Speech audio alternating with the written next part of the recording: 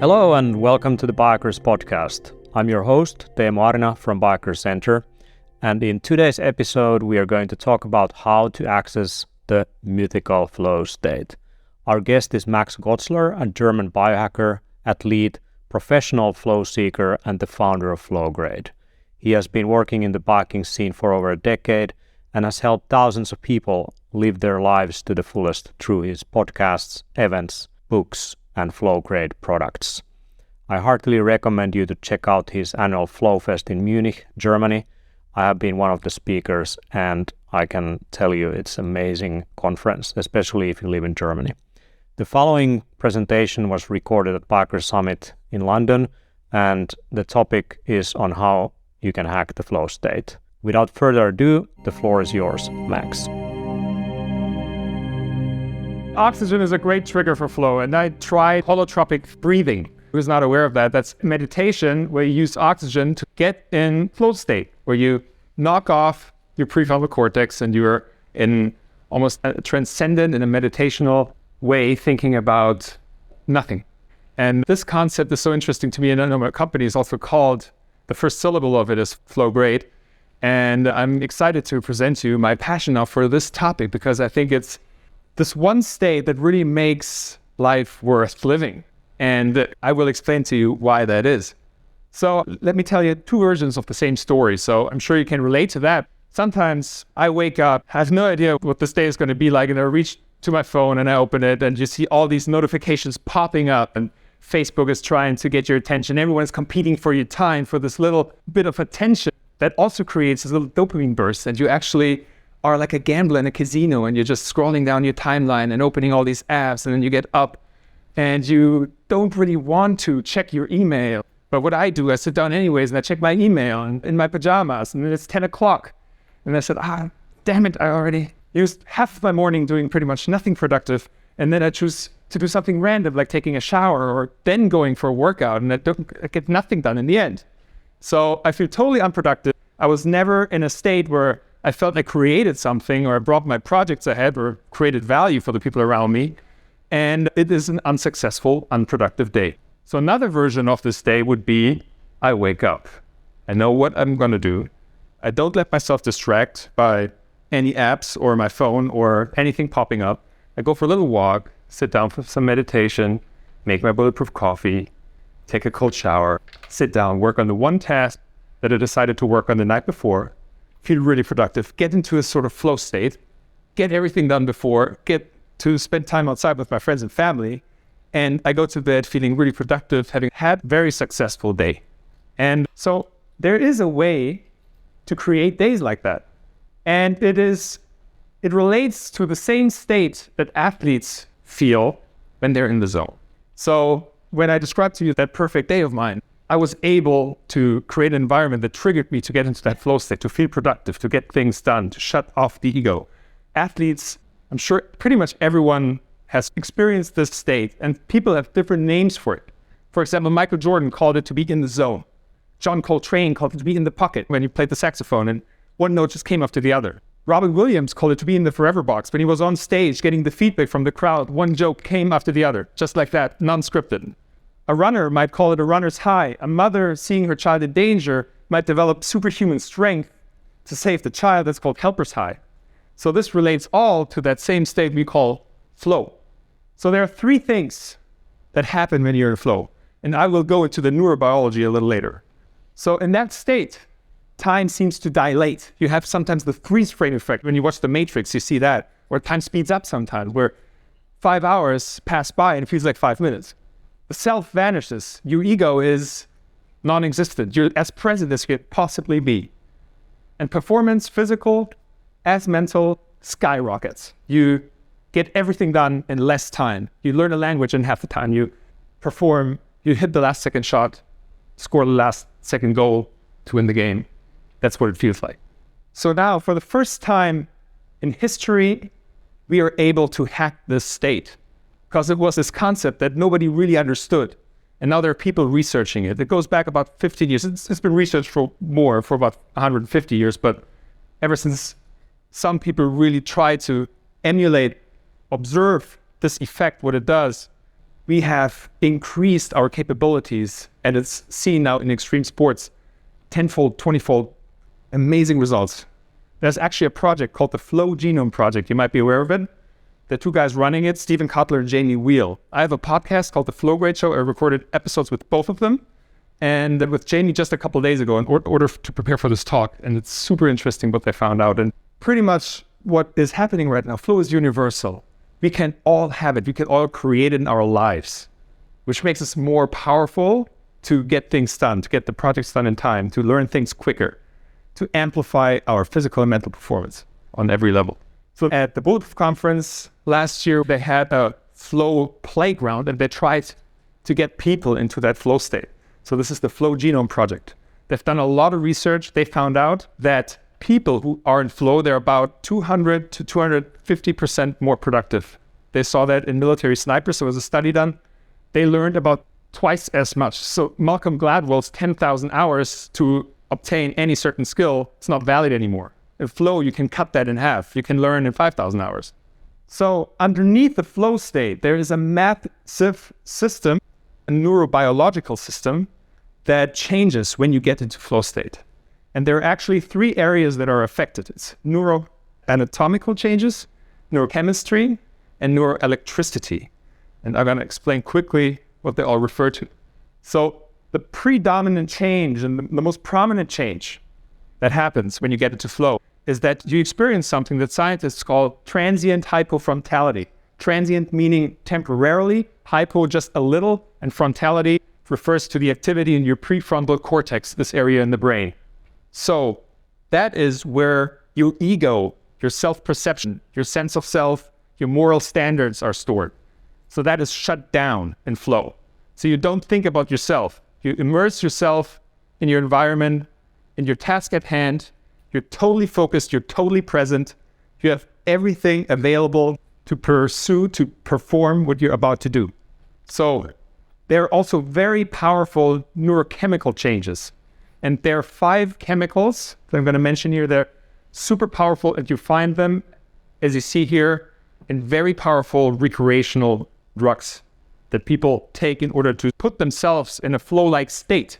And that's why it's also so dangerous nowadays, by the way, because people have access to flow states by buying them. The altered states economy right now is a $4 trillion industry. People buy themselves into different states. They go to Burning Man, for example. In the beginning, Burning Man was about shutting down the ego, knocking off that prefrontal cortex, and totally living with other people in a happy place outside of normal reality. Now it became an ego thing again. People running around in feathers, people take substances, they go out, they party, they get into a flow state. But by the time they wake up in the morning, they feel bad, they feel depressed. They run out of the neurochemicals, which is also happening in flow. And then they want to ring the bell again and again, and then they get addicted. Because flow is highly addictive. It's the most powerful state our brain can get into. And when we're not careful, it has destructive power. So we are really walking the line with flow. Extreme athletes, base jumpers, for example, they go to the extreme. One of the most famous flow hackers is Shane McConkey, a base jumper. He died doing his craft because he was looking for the next kick and the next kick. There's a theory that actually comedian Robin Williams, he was so addicted to that flow state that he got when he was performing on stage that he was drawn to drugs off stage because he wanted to imitate that effect. Now we have neuroanatomy, neurochemistry, and there are also some neuroelectrical changes. So when you're in a normal conscious state, your brain is usually operating at a beta wave state. So it's a fairly fast wave. And when you hit that struggle, norepinephrine and dopamine are released, you're focused. You know, when back in the day a tiger approached, you had to be present. So that's what happened, fight or flight response. So what has to happen for you in order to get into flow is a release of nitric oxide. And with that, your brain waves also change to an alpha state, which is a daydream state. So now you flush out these stress hormones with nitric oxide, and you get into that alpha state, and then you're even pushed to a theta state, which theta is usually what's happening when you're in REM sleep or when you're in very deep meditation. So in flow, you're pretty much in between alpha and theta. And what happens when you're pushed to theta, you might get these really powerful gamma spikes. And gamma is associated with epiphanies, with these aha moments. I got it. I know what to do. So that's actually the powerful ingredient here in the neuroelectrical world, that you get these gamma spikes, aha moments. Flow leads you to get these deep insights that you wouldn't get otherwise. So now, how can you trigger flow? So the Flow Genome Project that I mentioned before identified 17 triggers right now. I'm not going to go into each one of them because they're very individual. For everyone, there are different triggers that work. One universal one, and one I want to talk about right now because I think that's a hack that you can use right away, is high consequences. That's the same thing when we're approached by a tiger. There are high consequences, we might lose our lives. So you quickly get into flow. It's a great trigger. However, there's one little hack that we can use because physical danger is on the same level in our brain as social danger. So actually, and it's probably like when we were hunters and gatherers, we were threatened by death when we were left alone away from the group. So we're really afraid of social rejection. But we can use that in order to create flow triggers. We can actually, for example, I can tell everyone I want to lose 5 pounds over the next 8 weeks, and I'm going to give every one of my friends 10 euros if I don't make it. And it's not really about the money, but it's about the embarrassment I will encounter if I don't do that. So that actually pushes me. It's a social fear of embarrassment that I can use in order to create a flow trigger. Now, if you want to find the flow triggers that work for you, it makes sense to find out which flow type you tend to. You might find yourself in each one of those 4 types, but you might tend to one of them. So there are the hard chargers, the MMA fighters, the base jumpers, the extreme athletes. They look for the push. They need the high consequences, the dangerous wave, the dangerous ride for the snowboarder. Then there are the deep thinkers, the engineers. They take things apart in their back room. They get lost in the system. They put it back together in better ways. Teemu might actually be one of them. The flow goers, they're the ones that they need some sort of meditation, some practice, yoga. The vegans that they create mindfulness for themselves as a flow trigger. And then there are the crowd pleasers. We all know them.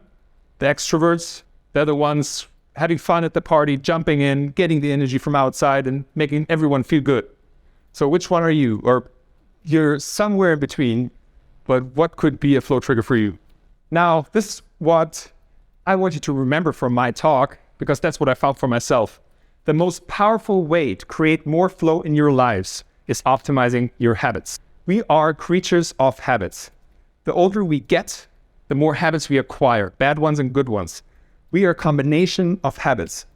There's only a little part of our brain that's actively managing what we are. We're sitting on a large elephant, our subconscious, which is pretty much controlling our whole lives. And this is built, the elephant is built of habits. So what we can do, we can create habits. We can create good habits and we can get rid of bad habits. So I have a couple for you right here. This is the 5-minute journal. It's gratitude hacking. It's getting your brain in a positive mode. Let's say you have a bad day. You write down 3 things that you're thankful for. You will feel better. Because when I ask you, what are you thankful for? You will start thinking about something positive in your life. So you will find things that are positive in your life, making you feel better. Then we've heard a lot of hacks. So if you want to find out methods, just go to Ben Greenfield's blog, to Teemu's podcast, to my website, and you will find a bunch of things that work for you, and you might find things that don't work for you. So it's up to you to choose the habits you want to have in your life. You can have the bulletproof coffee in the morning to give you more energy and cut out the sugar. You can have a cold shower in order to create hormones that raise your testosterone, make you feel good. So there's a bunch of stuff you can do. And I want to leave you with my favorite method that I've discovered for myself, which is really thinking about the one task you want to perform the next day, the moment you go to sleep. Make your subconscious work overnight. It's a waste of time if you don't. Think about something important before you go to sleep. You will wake up and your subconscious will have done work. It's a fantastic hack. So now, this is how I came up with that name, Flowgrade, because in our community, we talk about upgrading, up. We always want to optimize, but where we want to optimize to. As an athlete, I want to win a championship. As an Ironman, I want to break my own record. But as a person in life, where do I want to get? Because it's create desires. I make a contract with myself to be unhappy until a certain point in the future, and then I make a new contract with myself, and I'll be unhappy until I reach the next goal. So for me, it didn't make sense anymore. We needed to stop the upgrading and start the flow grading. Have more flow moments in our lives. Because what happens, how we can use them, when you have them every day, you can learn a language a lot quicker. You can get your work done in time. You can spend more time with family and friends. You can be a more productive, more happy, more satisfied person. So for me, it starts with flow. So Flowgrade is your treasure trove, I call it, for effective biohacks. You find different things to make you more productive, to hack your sleep, stuff that we do in our community. And we also have an ebook that I just translated. It's called Superman Secrets. It's just 5 easy hacks. It's free. You can download it on our website. And finally, I got it in English. This was a great, actually, flow trigger to get it done before this event. So I want to leave you with this one question because it's really powerful. And I think that's the danger of flow. Now, if you're able to create flow moments, a lot of people waste them. They go into clubs, they party all night long, and they have this amazing energy. And it's good. Don't get me wrong. I love to party. And sometimes to get into that flow on the dance floor. But then at the same time, if you're able to enter into these states, you can do so much more. So I ask you that question.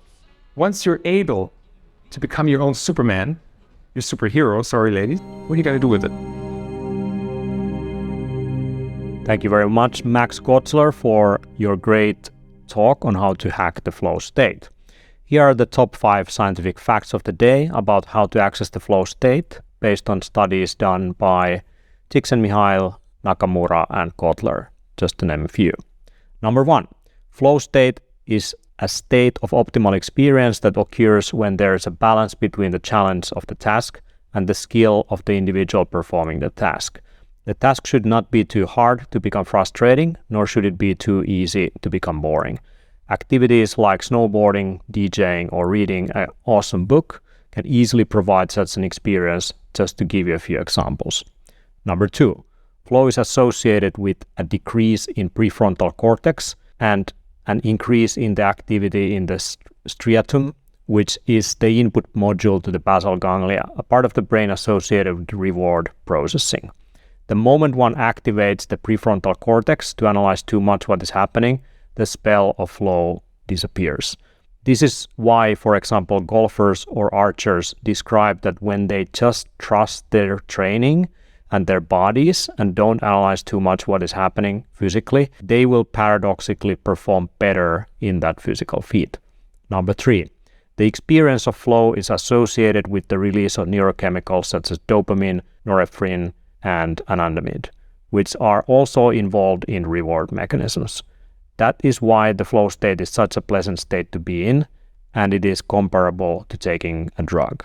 Number 4, flow experiences are associated with increased performance in a variety of domains, including sports, creativity, and learning. Some of the world's top people describe the flow state as the primary source of their success. Number 5, flow experiences are more likely to occur in activities that are intrinsically rewarding, as opposed to those that are motivated by external factors such as money and status. What we can learn from this is that if you want to be happy and enjoy your life, pick up activities in which you spend time in a flow state as much as possible. Nothing is as frustrating as getting up in the morning, working on things that you don't like, being interrupted all the time, getting well paid for it, but feeling super miserable thinking about it. Thank you very much for listening. To learn more about us and biohacking, check out biocenter.com, where you can find best content, supplements, technologies, courses, and events, such as the Biohacker Summit, so that you can take the guesswork out of how to champion healthy habits, prolong your health span, and lead a productive life. Over and out. I'll catch you up in the next episode.